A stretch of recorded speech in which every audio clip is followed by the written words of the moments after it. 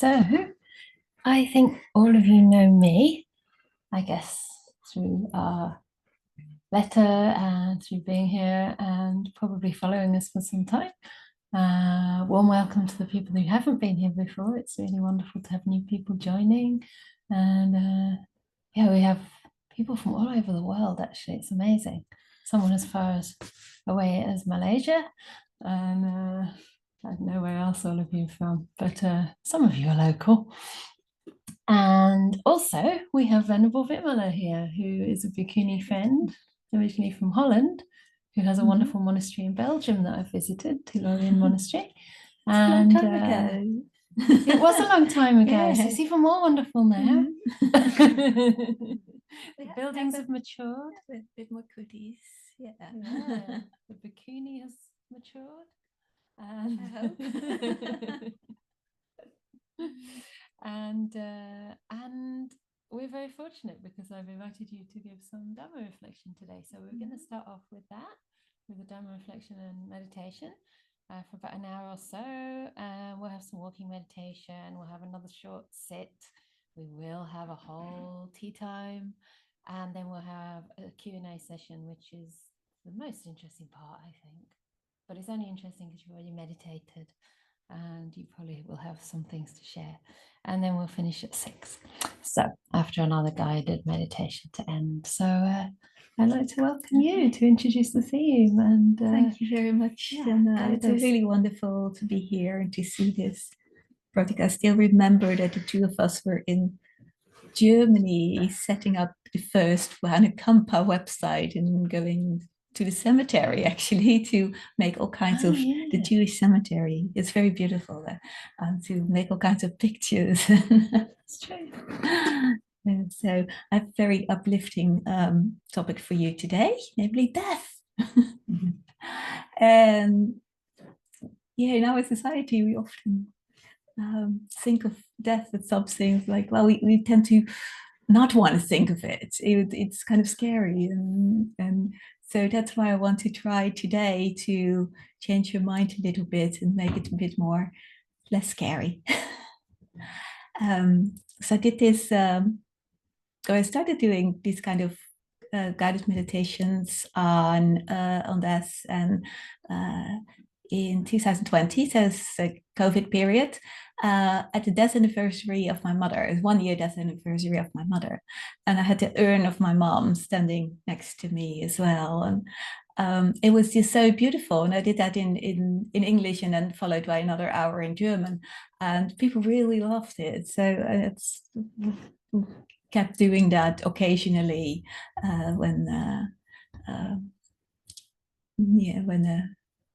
when I feel like it, basically. So I want to share that with you. And death is the only thing that we have, that we know that's actually the only certainty that we have. Everything in life is uncertain, but we know that there's one thing that's certain, is when you get born, at some point you'll die. And we try to not think of that in our society here. We try to think of like, oh, when somebody gets born, we have this big party and it's all wonderful. But that's why we don't think about that. We don't talk about that because that's scary. And that actually makes the whole thing really difficult when you actually get to that point, because you've been taught all your life that this is something like, ooh. So, and the Buddha said, it's like, well, no, it's just part of life. It's normal. What would life be like if everybody stayed alive? I can't even imagine that. It would be very crowded, first of all. I think I had a little note from somebody yesterday. They said, by now, there was 110 billion people have died. And there's 8 billion of us still waiting. So yeah, that's it. So can you imagine this planet with 110 billion people on it? It's like, gosh, it must be hell. So no, it's still part of life and part of something we can learn from as well. I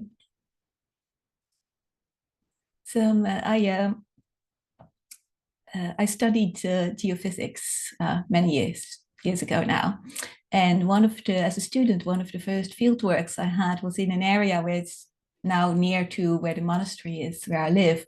And we had these great how do you call that? Sorry, I'm Dutch. My language sometimes fails me here in English, but it is these chalk rocks. This is very big rock formation, and the river cuts right through that, so you can actually see that. And when you go up to it, you see all this structure in the rock. When you look at it closely, and all that is a big reef. It used to be a big reef, and now it's like 500 meters above sea level and 300 kilometers inland. So I won't give you a lecture on geology and how that's possible, but this whole reef consists of little creatures, of the skeletons of little creatures, of this whole chalk formation. And it's absolutely massive when you look at it and say, like, wow, all this is skeletons.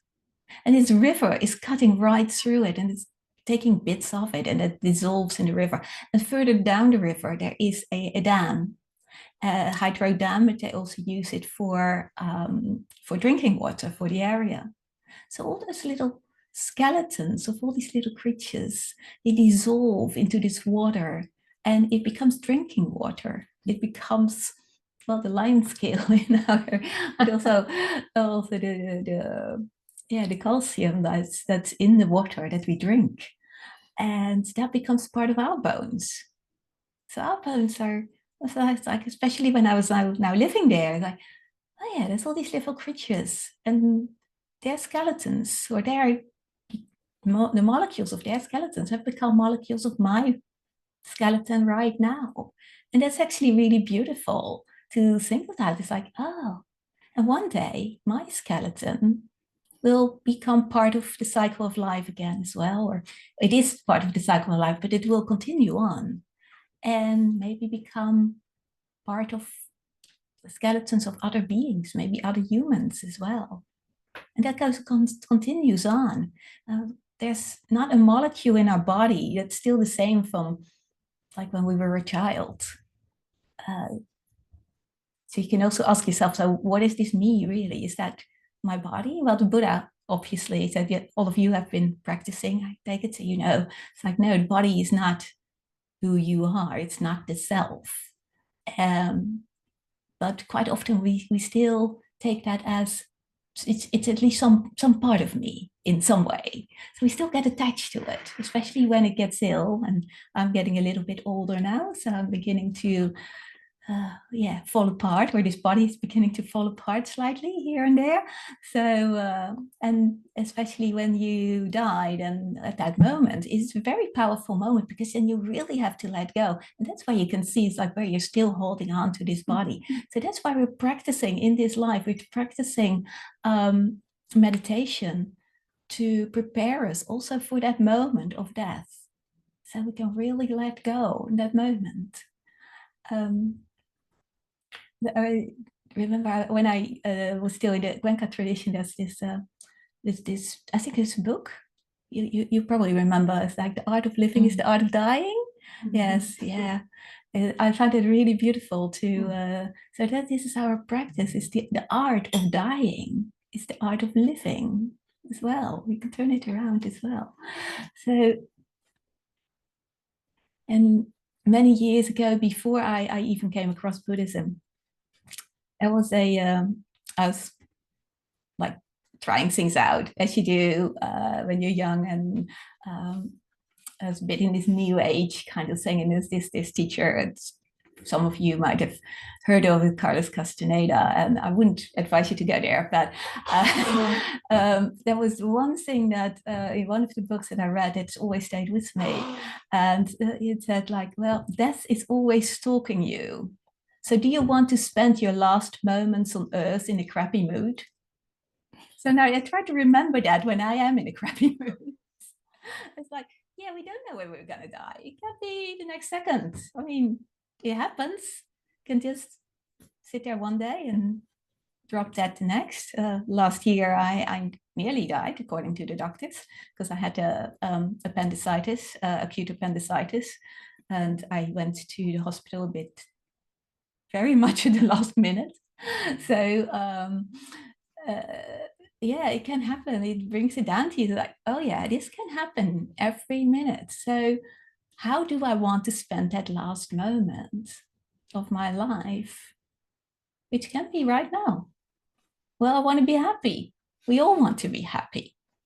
So why keep letting us drawn into this crappy mood all the time? Like let's let go of that. We don't need that. When you're faced with death, your priorities change. Things are not so important anymore that you thought were so important before. And other things become more important. Some years ago, one of my very good friends, we were organizing a retreat with Ajahn Brahmali, and she was the first to sign up. And she said, I want to work in the kitchen. So for us, that's great because like we need people to help work in the kitchen. And 2 months later, she called and said, I think I have to cancel because by the time you have the retreat, I'll be dead. Because she had terminal cancer, and she only had a few more months to live. So I went over there to see her, of course, and the person who opened the door was the happiest person I've ever seen in my life. Mm-hmm. And it was just so incredibly inspiring to see her. And she'd been meditating for quite some time. And she said, yeah, it's like you can let go of everything you thought was important and really focus on the things that are really important, on love, on helping other people. And she said, I can be Santa Claus now. I can give away all my stuff and I can see the happiness in people's faces when I give it to them. So she was just so happy. She was doing stuff for other people all the time. And it was so inspiring to see that. It's like, yeah, your perception really changes at that moment when you think like, oh, I've got nothing more to lose. And if you think about that, it's really something really special. So today, I think one of the things also when people would or monks would ordain in Wat Pananachat, Ajahn Chah would then ask them, it's like, are you ready to die? Have you come here to die? So it's a rather strange question when you said it's for some people anyway. It's like, oh, well, no, I came here to learn the Dhamma. Well, maybe that's the same thing, is to learn how to die with this same love and happiness and gratitude that my friend had just a month before she was about to die. So I want to do a guided meditation on this topic. And yeah, so make yourself comfortable and relax.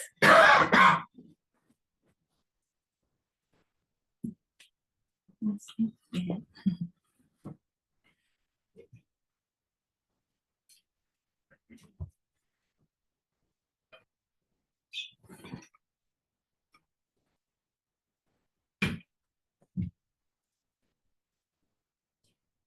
Let's see if your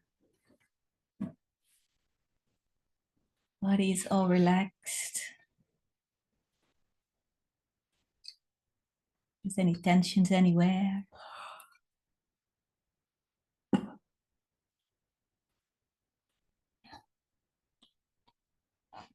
Breathe in and out a couple of times deeply. With every out breath, just relax a little bit more.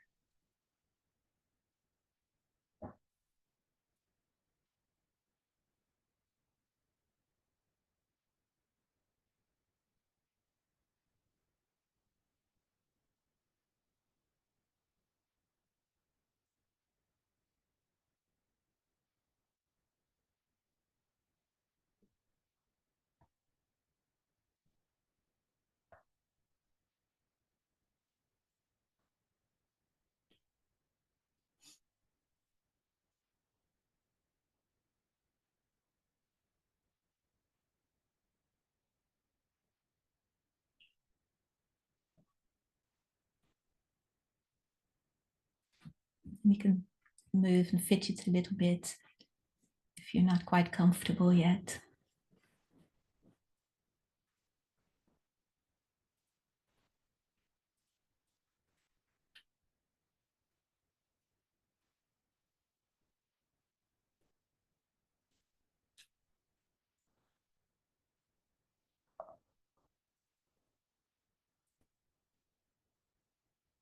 And bring your attention to your skull.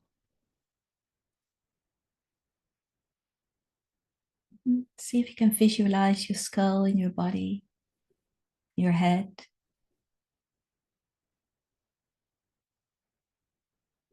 The color, the texture, the hardness.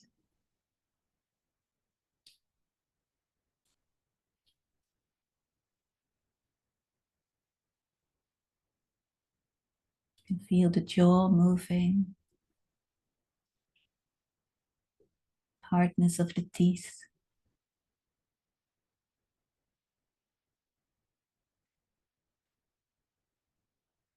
The skull is protecting our brain and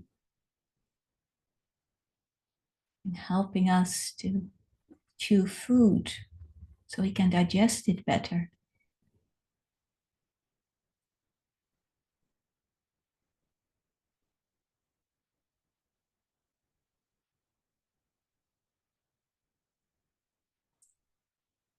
Imagine eye sockets,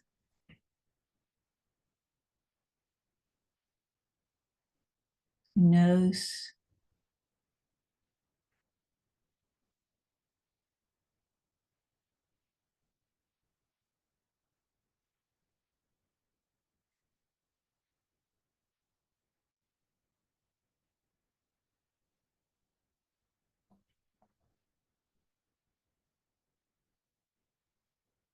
you can move your head a little bit so you can visualize it a little bit better. How it's moving.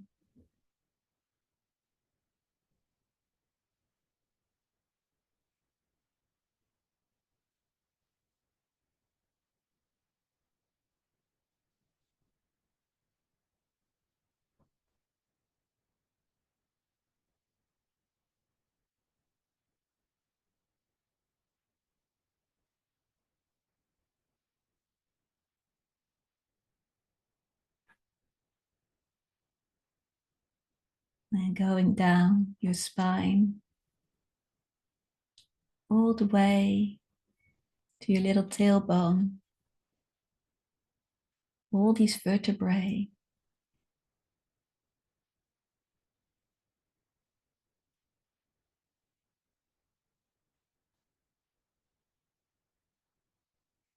Thanks to all these vertebrae, we can be upright, we can move, and it's protecting our nerves.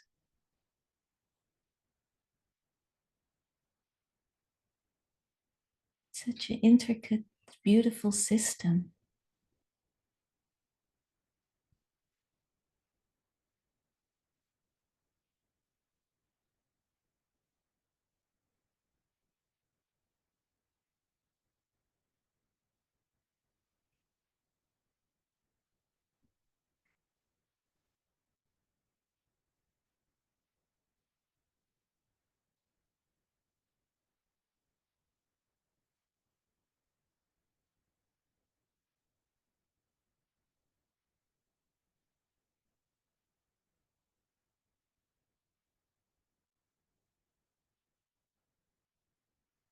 You slowly move down, visualizing color, texture, hardness,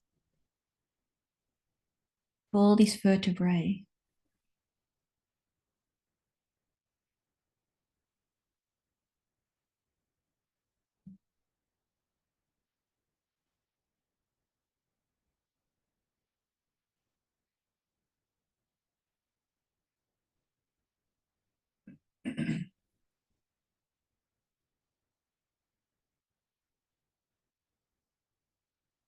Just how you're sitting there.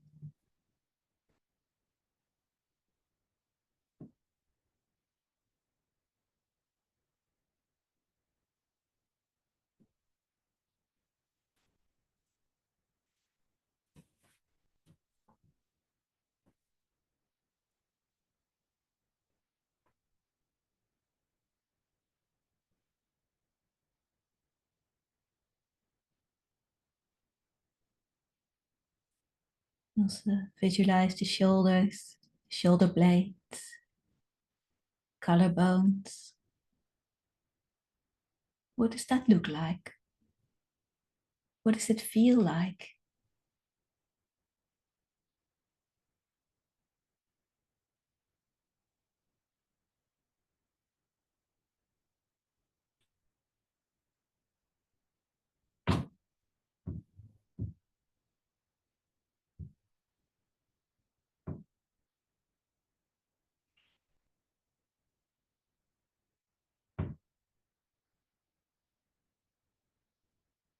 And going down your arms,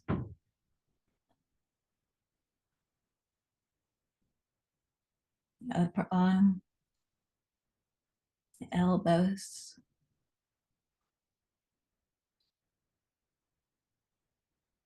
two bones in your lower arms.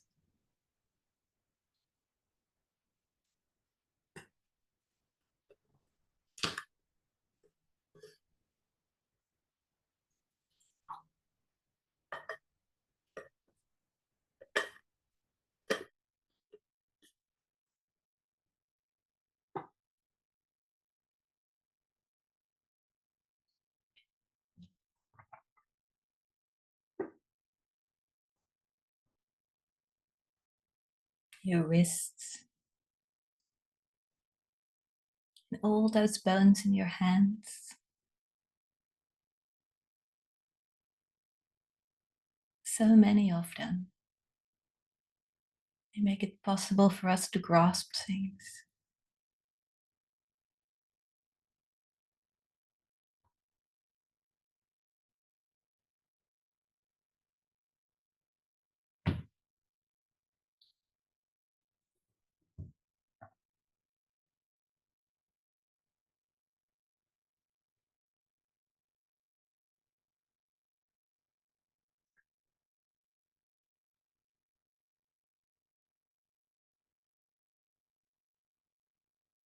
What does that look like?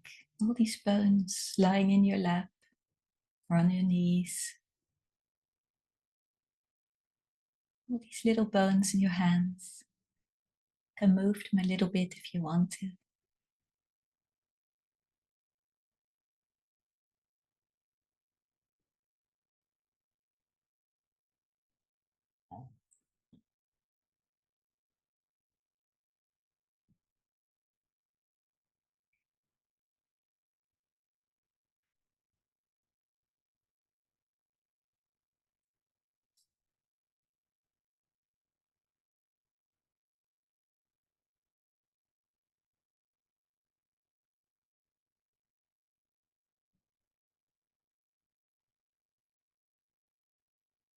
And visualize all your ribs,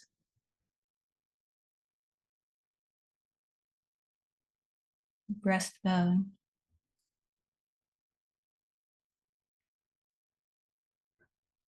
protecting your heart and your lungs.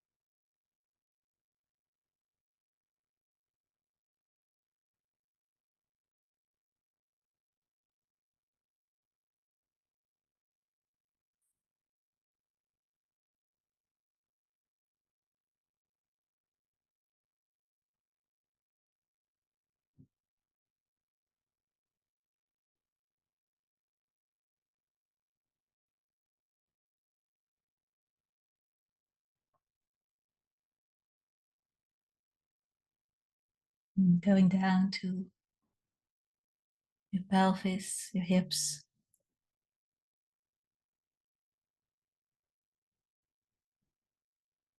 And thanks to those bones, you can sit right now.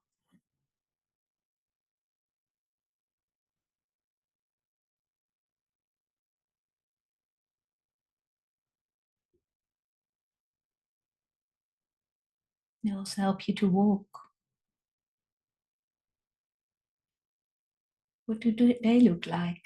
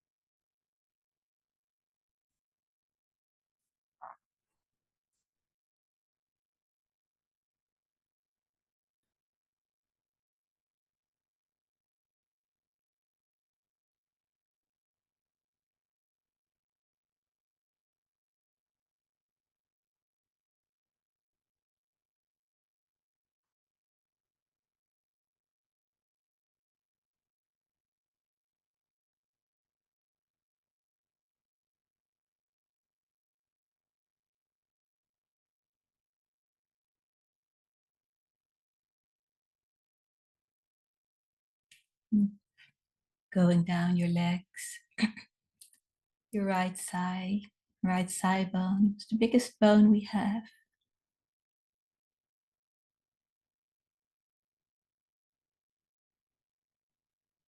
Your knees, your right knee, to the bones in your lower legs.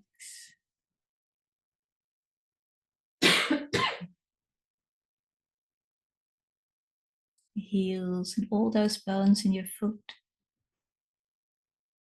And wiggle your toes a little bit.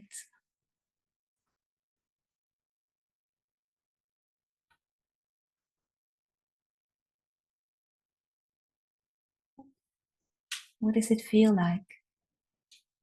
What's the color, the texture? Thanks to all those bones that we can walk.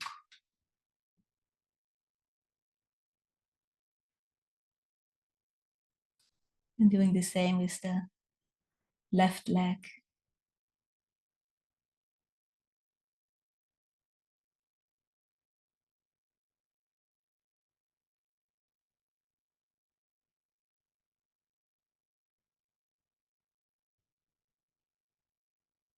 Such an amazing system, this skeleton.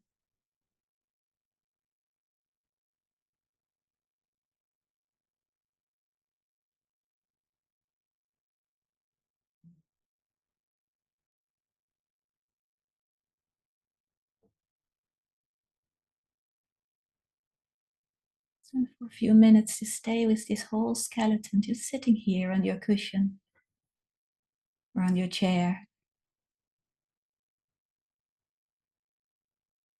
What does it look like?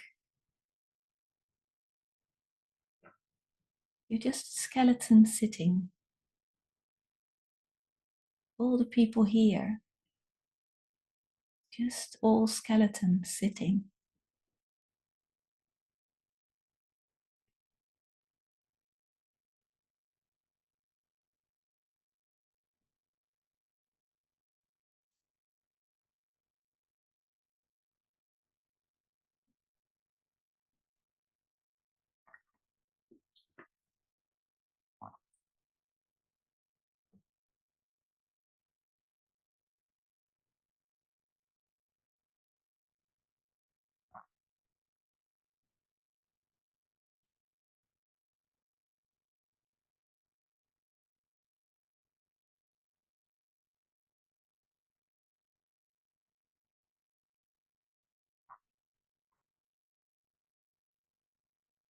We can be very grateful for this skeleton.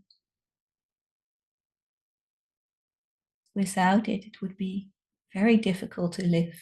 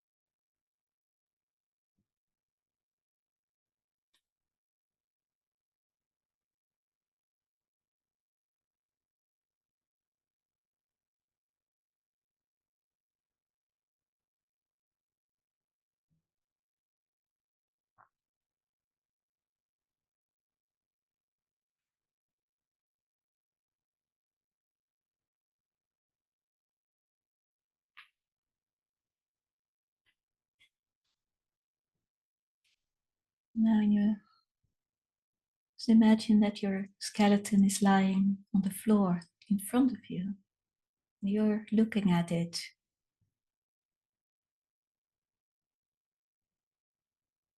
What does it look like? The skull,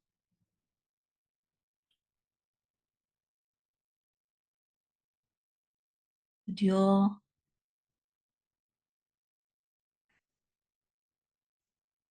all those vertebrae.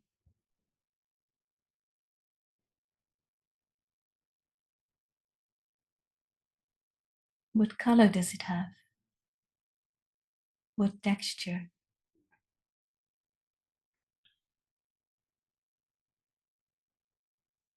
How do you feel about looking at the skeleton?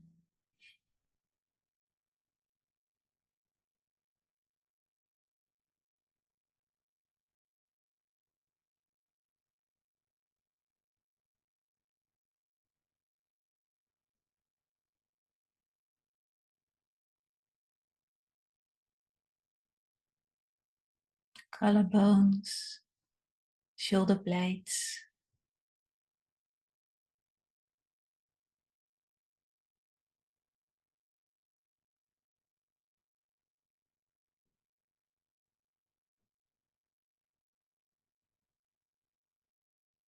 arms, upper arms, lower arms.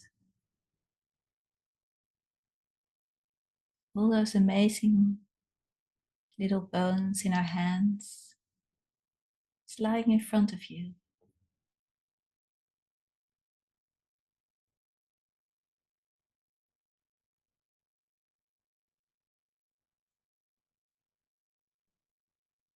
All the ribs and the breastbone.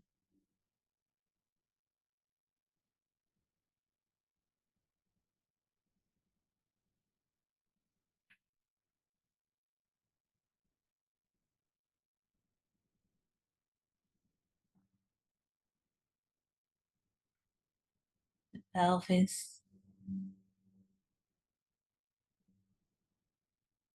the legs, the feet, all those amazing little bones in the feet that can all move.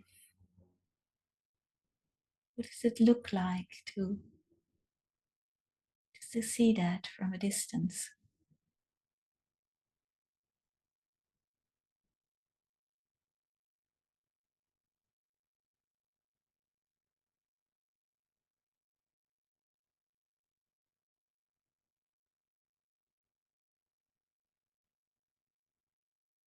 It's an amazing thing that nature has made.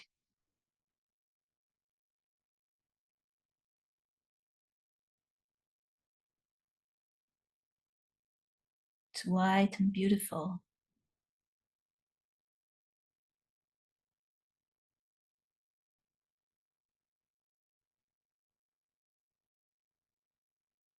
It's just part of nature.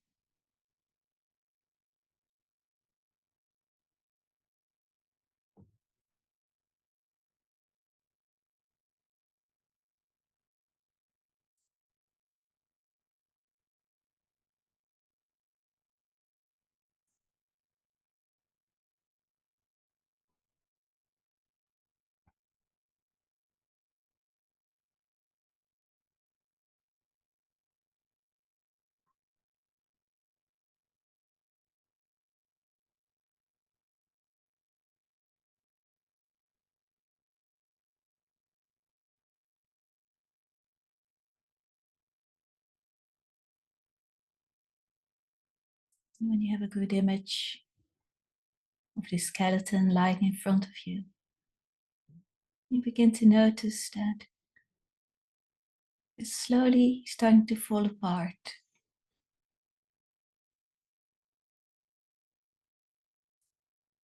The jaw falls to the ground, all the ribs, everything just falls down.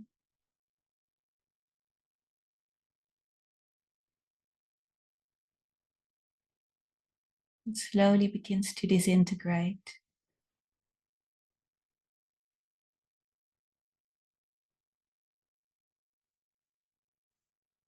Slowly the bones get broken.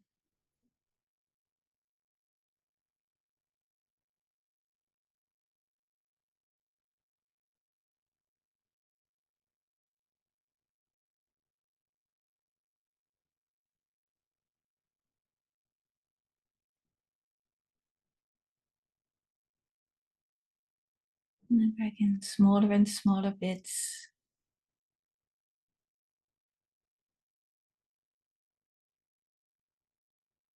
Until all that's left is dust.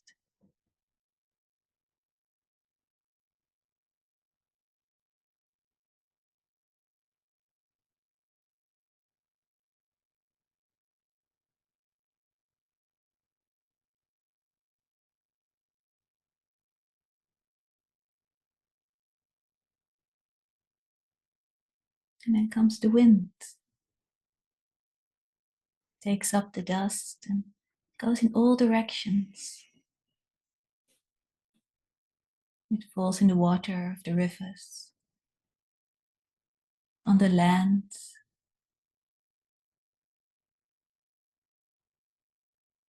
It's taken up by the roots of plants.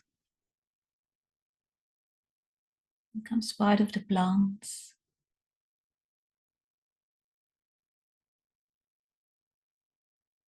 And animals and humans eat the plants. We drink the milk of the cows, the water from the rivers. All the molecules of this skeleton that was once ours becomes part of the skeletons of others.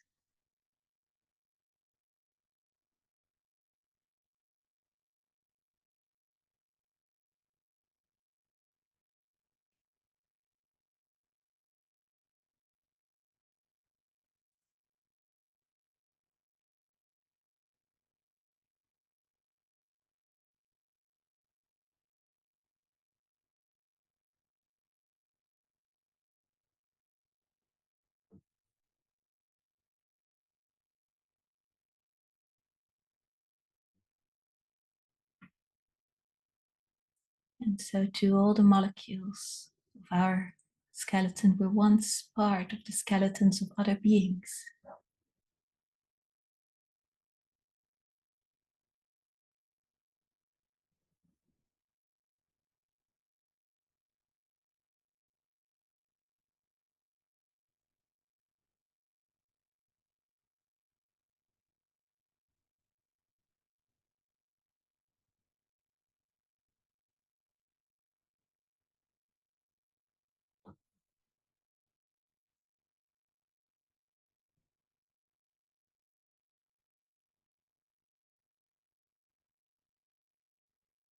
In that way, we're all connected to all other living creatures on this planet.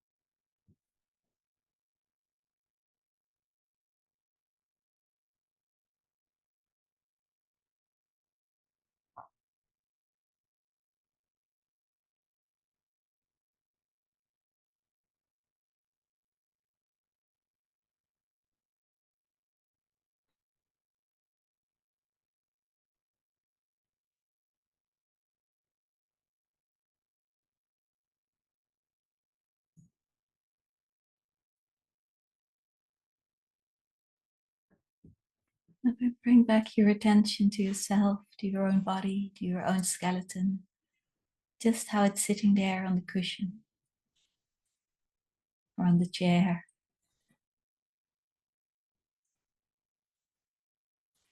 I'm going to fill all those molecules of our skeleton with loving kindness, with metta, and the gratitude we have towards this skeleton for giving us life. Now, when it comes time for the molecules of our skeleton to leave our body, either at death or before,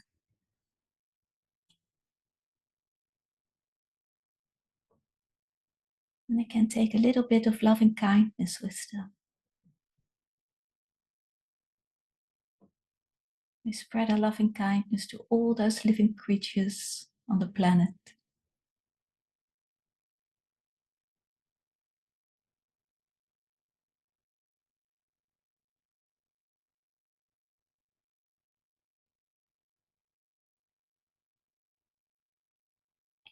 Just scan your skeleton once again from the top of your head all the way down to the tips of your toes.